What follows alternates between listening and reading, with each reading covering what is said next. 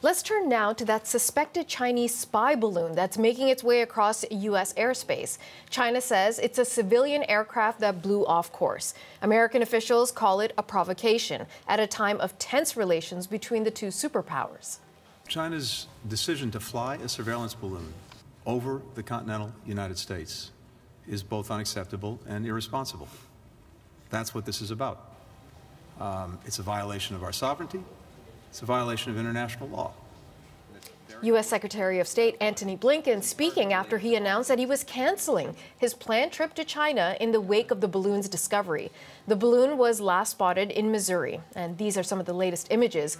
Meanwhile, the Pentagon says it is tracking a second balloon from China. CBC's Dominic Velitis is following this story for us. So, Dom, let's start with the latest reports on that second balloon. What do we know? Well, Natasha, the Pentagon says it has been spotted over Latin America. Its exact location hasn't been specified, but officials say it's travelling eastwards and doesn't appear to be currently heading towards the United States. Now, those comments come just a day after that first balloon was spotted in the skies above Canada and the US. It was first seen over Alaska and Canada before appearing later over Montana, which of course is home to a number of sensitive nuclear missile sites. And again, we don't know its current location. Defense officials are holding that information back, but we do understand that it's operating around 60,000 feet and is expected to reach America's east coast near the Carolinas at some point this weekend. And although the Pentagon has stressed it poses no physical or military threats to Americans, there are some lawmakers, some US lawmakers, who believe it should be shot down. But that's something the Pentagon says it won't be doing due to the danger of falling debris. Natasha.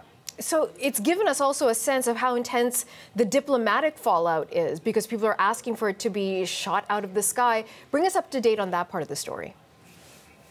Well, there certainly have been diplomatic repercussions over all of this, Natasha, and at a time when relations between the US and China are strained, to say the least. Here's US Secretary of State Antony Blinken. Take a listen to what he has to say.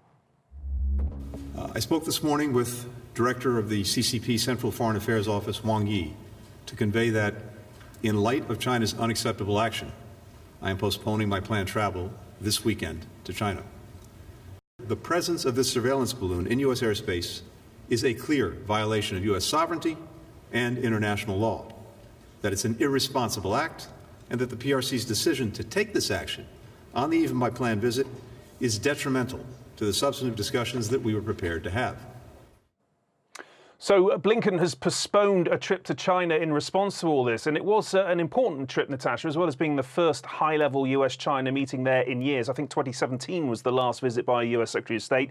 There was also a hope that it might lead to better communication and perhaps even an easing of tensions, a thawing of tensions between the two superpowers. So the fact it's been postponed is a blow to both sides. Meanwhile, we have heard from the Chinese Foreign Ministry today. It's sticking to the line that all this was an accident, that it was a weather airship that had been blown off course. And it said its senior foreign policy official, Wang Yi, who you just heard Blinken refer to there, had discussed the incident with the US Secretary of State over the phone yesterday and urged a cool-headed handling of this dispute.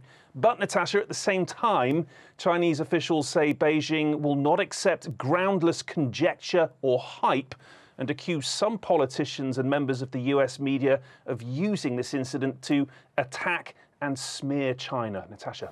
CBC's Dominic Velitis in London. Thank you. Thank you.